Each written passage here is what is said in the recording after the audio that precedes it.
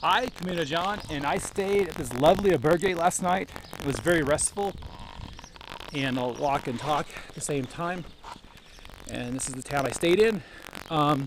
They rocked. They put me up after the 2:30 p.m. cutoff for reservations to be there. And I was placed in a private room for 10 euros. So it doesn't get better than that. There was a little bit of confusion towards the end of the day there, though, because I might have been bumped downstairs for an older couple who needed the room potentially, but everything was worked out. So John got a very good night's sleep.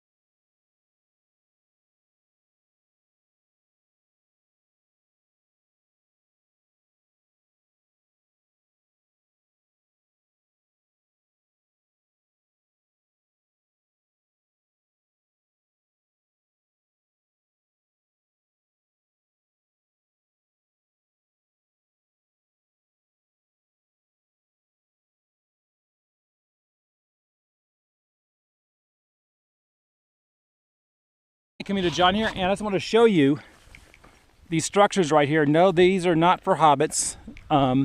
These are more of these in-ground wine cellars, storage cellars that are indicative of this region of Spain. And they're kind of neat, though.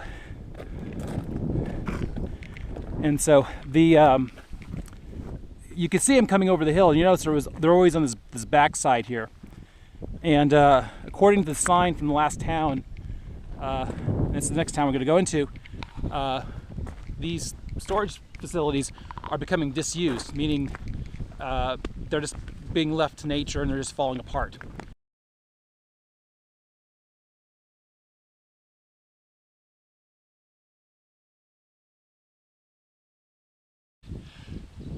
Hi, Camino John, and I just came off the main road here, and through this is Sahagún coming up, and this is Old Bridge and Church.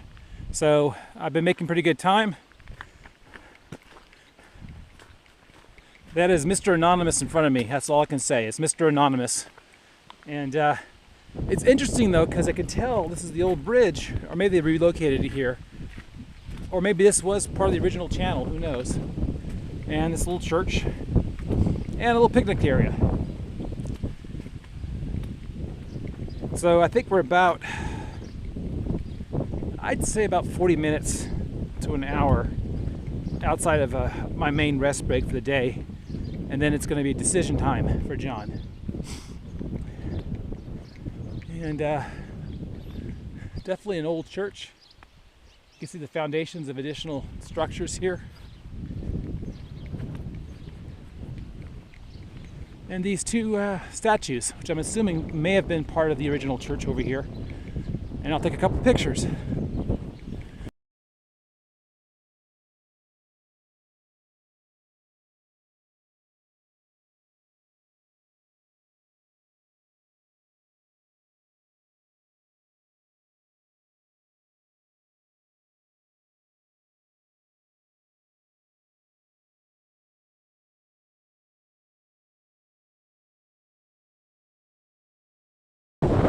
Hi, Camino John, and I have going down this way, and I've just left the town of I think it's Sahagún, and this lovely tree-lined path here.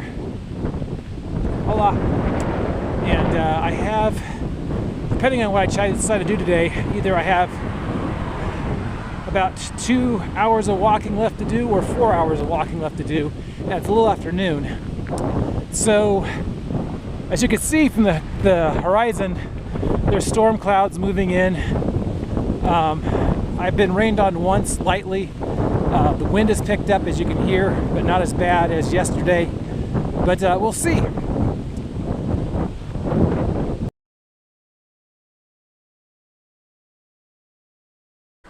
Hi, Camino John here, and no, it's not that cold. You can see I'm wearing the hat, I'm wearing gloves. It's just that with the amount of wind that I'm having right now and everything else, I want to be more comfortable. But this is important right here. This is the proverbial fork in the road for the next day and a half. So we are right here, and one route takes you this way to this town here, where there's only about 50 bunks. The other route takes you by the freeway, goes this way. And I'm going to try to get to this town tonight. I'll make the decision when I reach this town. And the important thing to remember is the distance between these two paths is only about maybe 1 kilometer or 2 kilometers different, where the road is a little bit longer, I believe. And I'll turn around here so you can see me. So basically I have to make a decision, and I'm going to go by the road for 2 reasons. A lot of people are following the Breedley guide, which tells them to go off on the Roman road, the Roman route. However, I have no idea how developed or undeveloped that route is, and I'd rather have a flat path than something could be potentially rocky. And the second reason, the more important reason, if everybody following the Breedley guide to that other albergue, that other town, do I really want to run the risk of not having a place to stay tonight? So that's something you got to keep in mind when you come to this point. And if you happen to call ahead and make reservations, you better darn well make sure that you get to that town before the reservations expire, because if you get there after, say, 2:30 or 4 o'clock, whenever that cutoff is, they release your rooms. So I'm going to be trusting in Providence today, like I said earlier, go to the other route and to see what happens. Until next time, take care, God bless, Bon Camino.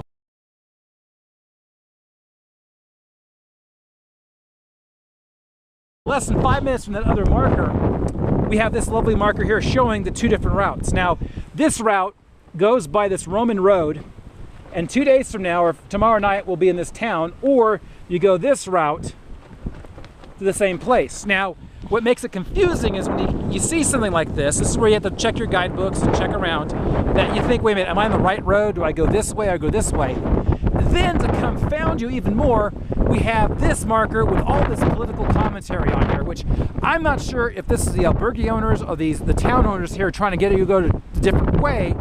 But you see, they've gone as far as to write bad, good, go this way, don't go that way, and I have no idea how far it's from here to here to there. So it's unfortunate that you run into this, but to be honest, if you're on the Camino, you've already done your research, you have your guidebook, you've asked questions, so at this point you've probably made an informed decision which way to go. So this sort of baloney doesn't help anybody. This detracts from the idea and the spirit of the Camino, where it's your Camino. What path are you going to choose? I'm choosing this path for multiple reasons, so they should respect my decision-making process to go this way. So I'll get off my soapbox, I get back on the Camino, and the sun's coming out. It's a good day. Until next time, take care, God bless, Bon Camino.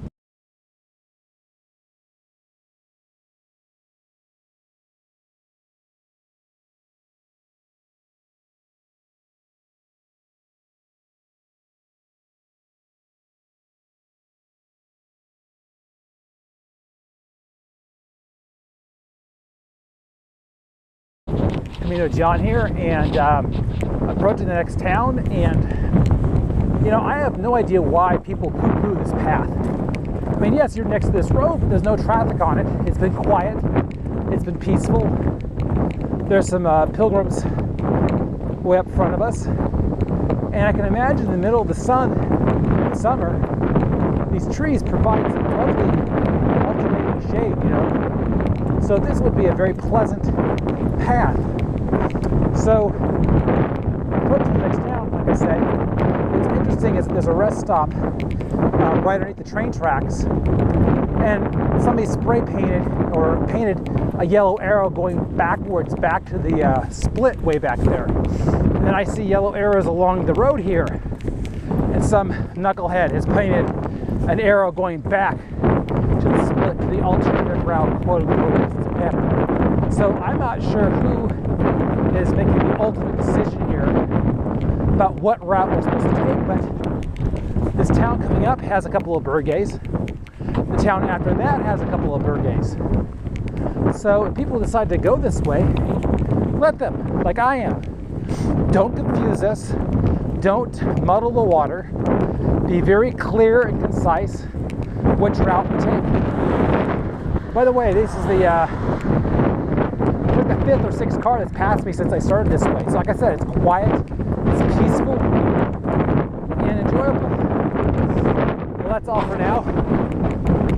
Take care. God bless.